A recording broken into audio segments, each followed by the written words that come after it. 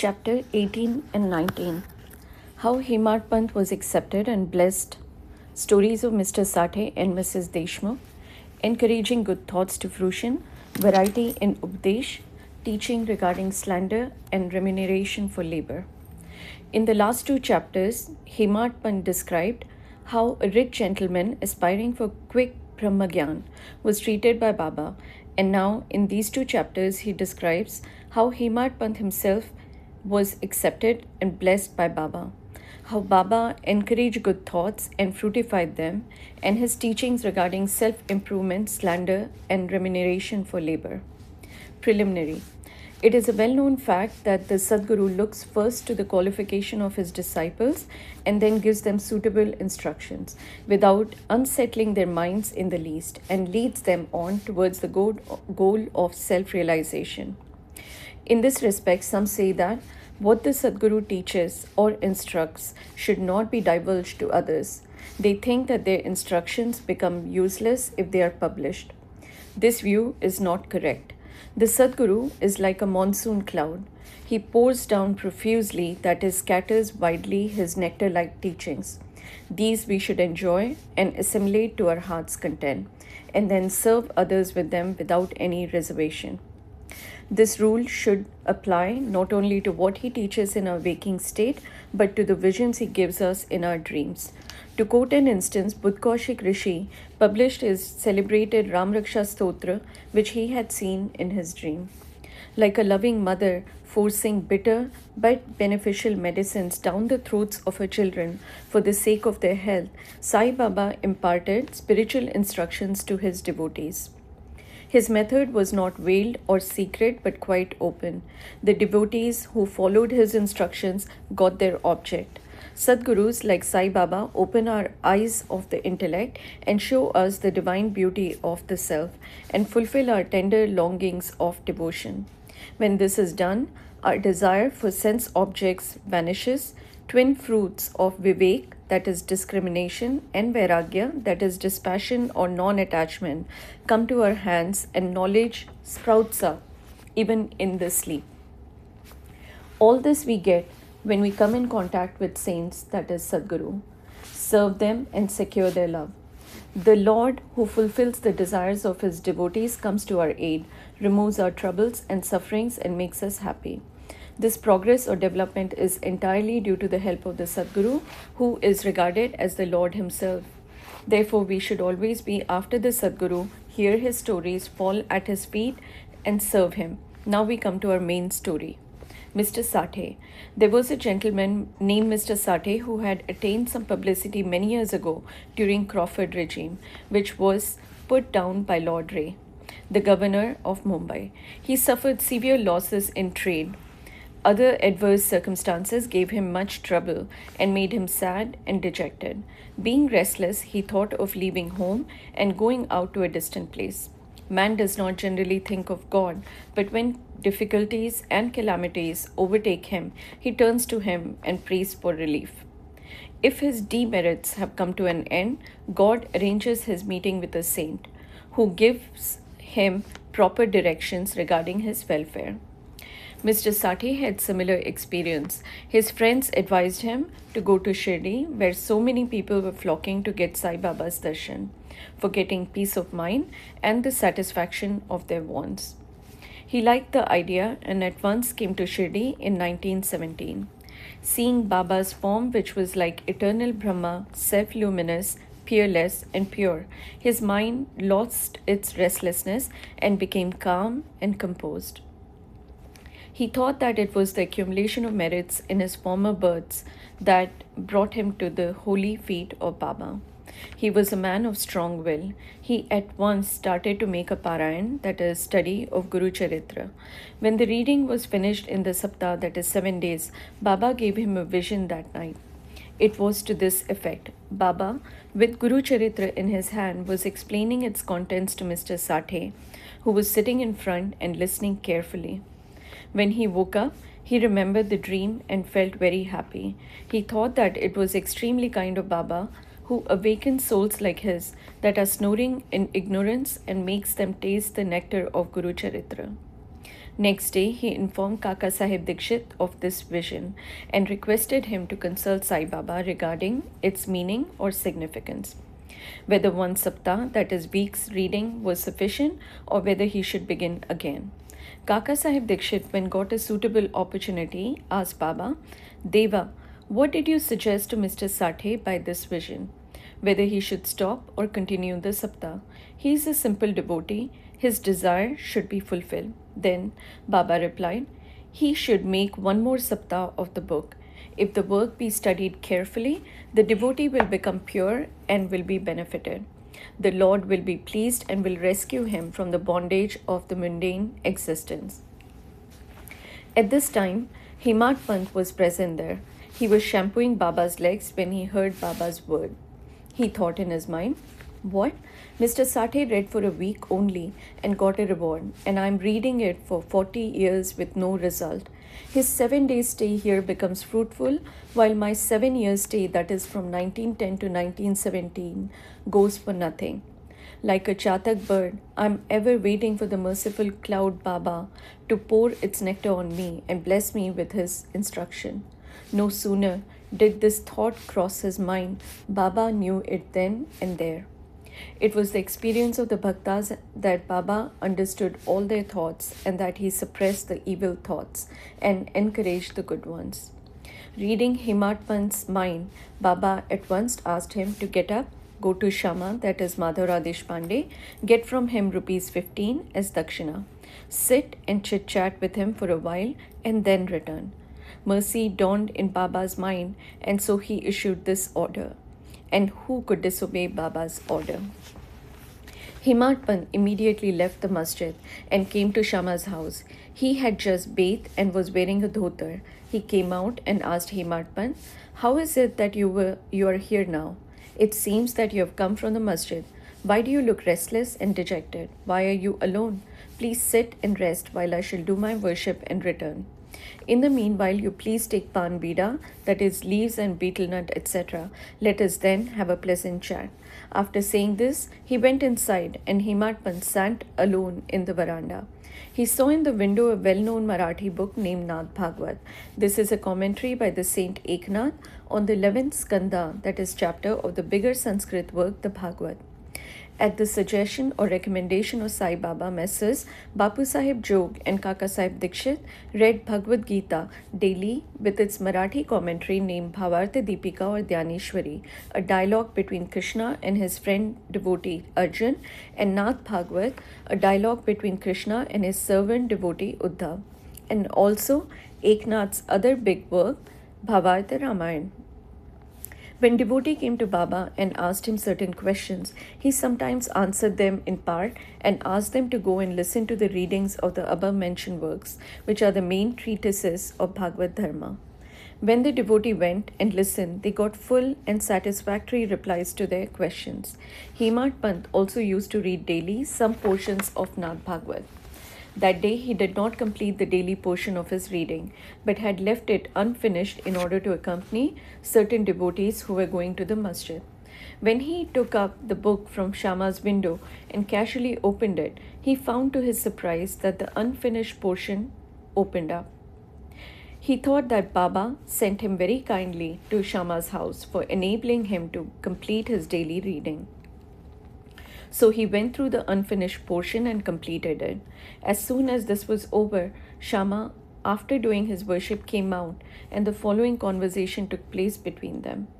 Himat Pant, I have come with a message from Baba. He has asked me to return with ₹15 as dakshina from you, also to sit with you for a while and have a pleasant chit-chat, and then return to the masjid with you. Shama, with surprise, I have no money to give.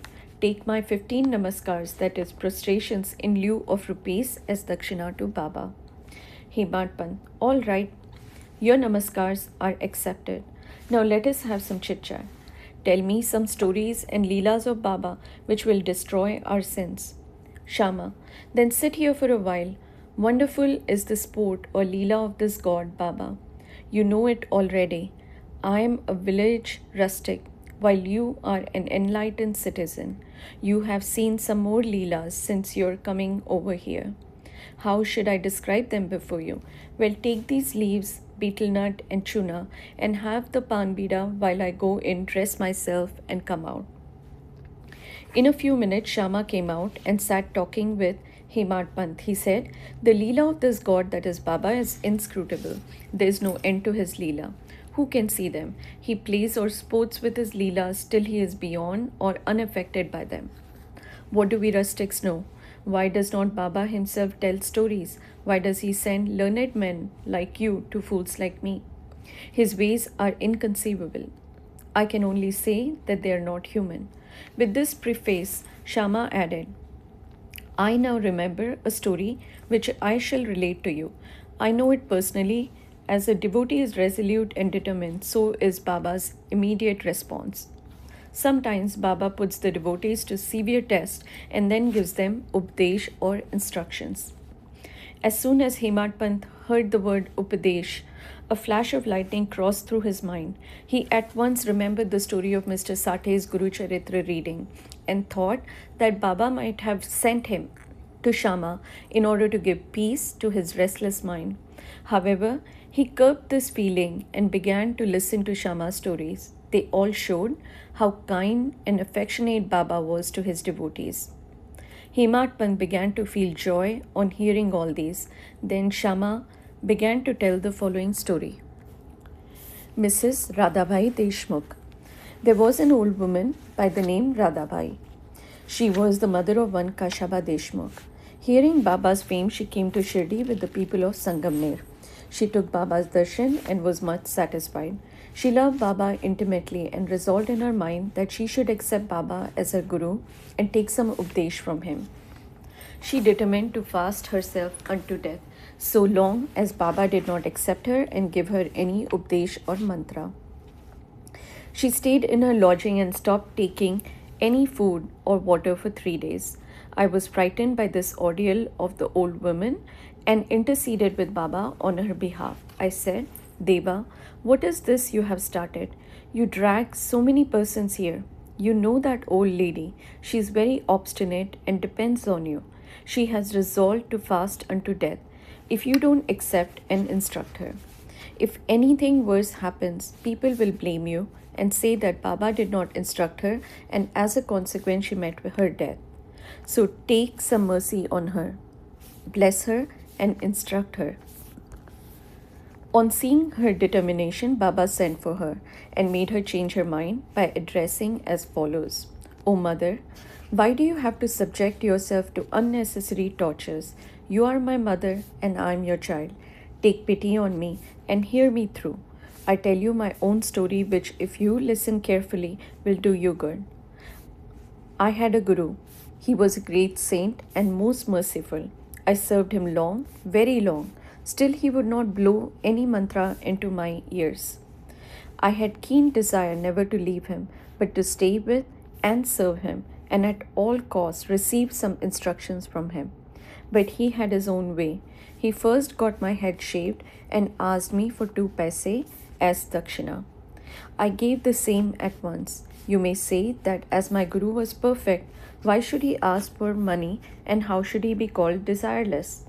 The reply is that he never cared for 2 coins. What had he to do with them? His 2 paise were 1. Firm faith, and 2. Patience or perseverance. I gave these 2 paise to him and he was pleased. I resorted to my guru for 12 years. He brought me up. There was no dearth of food and clothing. He was full of love, or say he was love incarnate.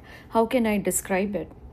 He loved me most. Rare is a guru like him. When I looked at him, he seemed as if he was in deep meditation, and then we both were filled with bliss. Night and day I gazed at him with no thought of hunger and thirst. Without him, I felt restless. I had no other subject to meditate upon, nor any other thing than my guru to attend. He was my sole refuge. My mind was always fixed on him. This nishtha, that is firm faith, is 1 paisa of dakshina. Saburi, patience or perseverance, is the other paisa. I waited patiently and served my guru. This saburi will ferry you across the sea of this mundane existence. Saburi removes all sins and afflictions, gets rid of calamities in various ways, and casts aside all fear and ultimately gives you success. Saburi is the mind of virtues, consort of good thought. Nishtha, that is faith, and Saburi, that is patience, are like twin sisters, loving each other very intimately. My Guru never expected any other thing from me. He never neglected me but protected me at all times.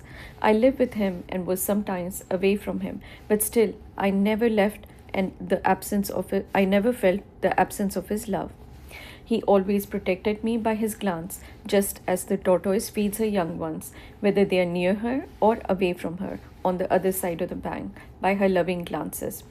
O mother, my Guru never taught me any mantra, then how shall I blow any mantra in your ears? Just remember that Guru's tortoise like, loving glance gives us happiness. Do not try to get mantra or updesh from anybody. Make me the sole object of your thoughts and actions, and you will, no doubt, attain Paramartha, that is, spiritual goal of life. Look at me wholeheartedly, and I in turn look at you. Sitting in this masjid, I speak the truth, nothing but the truth. No sadhana or proficiency in 6 shastras is necessary. Have faith and confidence in your Guru. Believe that Guru is the sole actor or doer.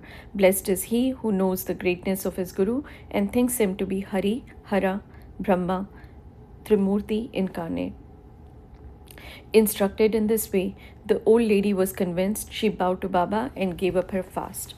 Hearing this story carefully and attentively and marking its significance and appropriateness, Hemat Pant was most agreeably surprised. On seeing this wonderful Leela of Baba, he was moved from top to toe. He was overflowing with joy. His throat was choked and he was not able to utter a single word. Shama, on seeing him in this condition, asked him, "What is the matter with you? Why are you silent? How shall I describe the innumerable Leelas of Baba?" Just at this time, the bell in the masjid began to ring, proclaiming that the noon worship and arti ceremony had begun. Therefore, Shama and Hemat Pant hurried to the masjid. Bapu Sahib Jog had just started the worship. Women were up in the masjid and men were standing below in the open courtyard, and they were all singing the arti in chorus to the accompaniment of drums. Shama went up, pulling Hemat Pant with him. He sat on the right and Hemat Pant in front of Baba. On seeing them, Baba asked Hemat Pant to give the dakshina brought from Shama. He replied that Shama had gave namaskars in lieu of rupees and that he was there in person. Baba said, "All right, now let me now know whether you both had a chit-chat, and if so, tell me all that you talked about." Not minding the sounds of the bell, the drum, and the chorus songs, Hemat Pant was eager to tell Baba what they had talked about and started to narrate it. Baba was also anxious to hear, and so he left the bolster and leaned forward. Hemat Pant said, all that they talked about was very pleasant, especially the story of the old lady was most wonderful, and that on hearing it he thought that his Leela was inexplicable, and under the guise of that story he really blessed him. Baba then said, "Wonderful is the story. How were you blessed? I would like to know everything in detail from you, so tell me all about it." Then Hemat Pant related in full the story which he had heard a little while before and which had made a lasting impression on his mind. Hearing this, Baba was much pleased and asked him, "Did the story strike you and did you catch its significance?" He replied, "Yes, Baba. The restlessness of my mind has vanished and I have got true peace and rest and come to know the true path." Then Baba spoke as follows, "My method is quite unique. Remember well this one story and it will be very useful. To get the knowledge that is realization of the self, dhyan, that is meditation, is necessary. If you practice it continuously, the vrittis, that is subtle thoughts, will be pacified. Being quite desireless, you should meditate on God who is in all the creatures, and when the mind is concentrated, the goal will be achieved. Meditate always on my formless nature, which is knowledge, incarnate consciousness, and bliss. If you cannot do this, meditate on my form from top to toe, as you see here night and day. As you go on doing this, your vrittis will be single-pointed, and the distinction between the dhyata, that is meditator, dhyan, that is act of meditation, and dhya, thing meditated upon, will be lost, and the meditator will be one with the consciousness and be merged in the Brahma. The mother tortoise is on one bank of the river and her young ones are on the other. She gives neither milk nor warmth to them. Her mere loving glance gives them nutrition. The young ones do nothing but remember that is meditate upon their mother. The tortoise glance is to the young ones the only source of sustenance and happiness. Similar is the relation between the Guru and disciples. When Baba uttered these words, the chorus of the Aarti song was over, and all cried out loudly in unison, "Victory be to our Sadguru Sai Maharaj, who is pure consciousness, knowledge, and bliss." Dear readers, let us imagine that we are at this time standing amongst the crowd in the masjid, and let us join them in this Jai Jaikar. After the Aarti ceremony was over, Prasad was distributed. Bapu Sahib Jog came forward as usual, and after saluting Baba, gave into his palm a handful of sugar candy. Baba pushed all this into the hands of Hemant Pant and said to him, "If you take this story to heart and remember it well, your state will be sweet as the sugar candy. All your desires will be fulfilled and you'll be happy." Hemant Pant bowed down to Baba and implored, "Do favor me like this, bless and protect me always." Baba replied, "Hear the story, meditate on it and assimilate its spirit. Then you will always remember and meditate on the Lord who will manifest himself to you." Dear readers, Hemant Pant got prasad or sugar candy, and we now get the prasad or sugar candy or nectar of the story. Let us drink it to our heart's content, meditate on it and assimilate it, and be strong and happy by Baba's grace. Amen. Towards the end of the 19th chapter, Hemant Pant had dealt with some other matters which are given below. Baba's advice regarding our behavior. The following words of Baba are of general welfare and invaluable. If they are kept in mind and acted upon, they will always do you good. Unless there is some relationship or connection, nobody goes anywhere. If any men or creatures come to you, do not discourteously drive them away, but receive them well and treat them with due respect. Sri Hari, God, will be certainly pleased. If you give water to the thirsty, bread to the hungry, clothes to the naked, and your veranda to strangers for resting. If anybody wants any money from you and you are not inclined to give, do not give, but do not bark at him like a dog. Let anybody speak hundreds of things against you. Do not resent by giving any bitter reply. If you tolerate such things, you will certainly be happy. Let the world go topsy-turvy. You remain where you are. Standing in your own place, look on calmly at the show of all things passing before you. Demolish the wall of difference that separates you from me, and then the road of our meeting will be clear and open. The sense of differentiation as I and thou is the barrier that keeps away the disciple from his master, and unless that is destroyed, the state of union is not possible. Allah Malik, that is God, is the sole proprietor. Nobody else is our protector. His method of work is extraordinary, invaluable, and inscrutable. His will be done, and he will show us the way and satisfy our heart's desires. It is on account of Rinanubandh, that is former relationship, that we have come together. Let us love and serve each other and be happy. He who attains the supreme goal of life is immortal and happy. All others merely exist, that is, live so long as they breathe. Encouraging good thoughts to fruition. It is interesting to note how Sai Baba encouraged good thoughts. You have to surrender yourself completely to him with love and devotion, and then you will see how he helps you throughout. Some saint has said that when you get a good thought immediately after awakening from sleep, and if you develop the same afterwards during the day, your intellect will be unfolded and your mind will attain calmness. Hemant Pant wanted to try this. One Wednesday night before going to bed, he thought, tomorrow is Thursday, an auspicious day, and the place Shirdi is so holy. So let me pass the whole day in remembering and celebrating Ram Nam, and then he slept off. Next morning when he got up, he remembered without any effort the name of Ram and was much pleased. After finishing his morning duties, he went to see Baba with flowers. When he left Dikshitwada and was passing by Butiwada, that is present Samadhi Mandir, he heard a beautiful song that was being sung nicely by one Aurangabadkar in the masjid before Baba. The song was Guru Kripanjan Payo Mere Bhai, etc. by Eknath, in which he says that he got collyrium in the form of his Guru's grace, which opened his vision and made him see Ram in and out, in sleep, dream, and waking state, and everywhere. There were so many songs, but why was this song particularly chosen by Aurangabadkar, a devotee of Baba? Is this not a curious coincidence arranged by Baba to amplify the determination of Hemant Pant to sing unceasingly Ram Nam during the day? All saints agree and lay stress upon the efficacy of uttering Ram's or God's name in fulfilling the ambitions of the bhaktas and in protecting and saving them from all calamities. Variety in Updesh, slanderer condemned. Sai Baba required no special place or any special time for giving instructions. Whenever any occasion demanded, he gave them freely. Once it so happened that a Bhakta of Baba reviled someone behind his back before other people.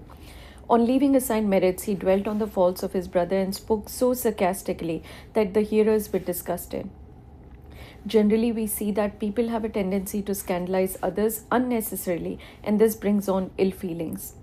Saints see scandal in another light. They say that there are various ways of cleansing or removing dirt by means of water and soap, etc., but a scandalmonger has got a way of his own. He removes the dirt or faults of others by his tongue, so in a way he obliges the person whom he reviles, and for this he is to be thanked. Sai Baba had his own method of correcting the scandalmonger. He knew by his omniscience what the slanderer had done, and when he met him at noon near the Lendi, Baba pointed out to him a pig that was eating filth near the fence and said to him, "Behold, how with what relish it is gulping filth. Your conduct is similar. You go on reviling your own brethren to your heart's content. After performing many deeds of merit, you are born as a human. And if you act like this, how can Shirdi help you in any way?" Needless to say that the Bhakta took the lesson to his heart and went away. In this way, Baba went on giving instructions whenever necessary. If these are born in our minds and acted upon, the spiritual goal, that is realization, is not far off. There is a proverb which says, "If there be my Hari, that is Lord, he'll feed me on my cot." This proverb is only true in respect of food and clothing, but if anyone believing this sits idle and does nothing in spiritual matters, he will be ruined. One has to extend himself to his utmost for attaining self-realization. The more he endeavors, the better for him. Baba said that he was omnipresent, transcending land, air, world, light, and heaven, and that he was not localized. To remove the misunderstanding of those who thought that Baba was only his body 3 cubits and a half in length, he incarnated himself in this form. And if any devotee meditated on him day and night with complete self-surrender, he experienced complete union with him, like sweetness and sugar, waves and sea, eye and its sight. He who wants to get rid of the cycle of births and deaths should lead a righteous life with his mind calm and composed. He should not speak harshly to anyone so as to hurt him. He should always engage himself in good actions, should do his duties and surrender himself heart and soul to him. He need not then be afraid of anything. He who trusts him entirely, hears and expounds his leelas and does not think of anything else, is sure to attain self-realization. Baba asked many to remember his name and to surrender to him, but to those who wanted to know who they were, that is, who am I, he advised Shravan, that is study, and Manan, that is contemplation. To some he advised remembering God's name, to others hearing his leelas, to some worship of his feet, to others reading and studying Adhyatma Ramayana, Dhyaneshwari, and other sacred scriptures. Some he made sit near his feet, some he sent to Khandoba's temple, and some he advised the repetition of the 1,000 names of Vishnu, and some the study of Chandogya Upanishad and Gita. There was neither any limit nor any restriction to his instructions. He gave in person or by visions and dreams. To someone addicted to drink, he appeared in his dreams, sat on his chest, pressed it, and left him after he gave a promise not to touch liquor anymore. To some he explained some mantras like Guru Brahma in dreams. To some devotees who was practicing Hatha Yoga, he sent word that he should leave off Hatha Yoga practices, sit quiet and wait, that is Saburi. It is impossible to describe all his ways and methods in ordinary worldly dealings. He set examples by his actions, one of which is given below. Remuneration for labor. One day at noon, Baba came near Radha Krishna Mai's house and said, "Bring me a ladder." Some men brought it and set it against the wall of a house as directed by Baba. He climbed up on the roof of Maman Gondkar's house, passed over the roof of Radha Krishna Mai's house, and then got down from the other corner. What object Baba had, none could know. Radha Krishna Mai was at that time shivering with malaria. It may be to drive off that fever that he may have gone up there immediately after getting down. Baba paid 2 rupees to the persons who brought the ladder. Somebody asked Baba why he paid so much. He replied that nobody should take the labor of others in vain. The worker should be paid his dues promptly and liberally. If the principle taught by Baba be followed, that is, if the remuneration for labor be paid promptly and satisfactorily, the laborers will turn out better and both the laborers and their employees will be profited. Bow to Shri Sai, peace be to all.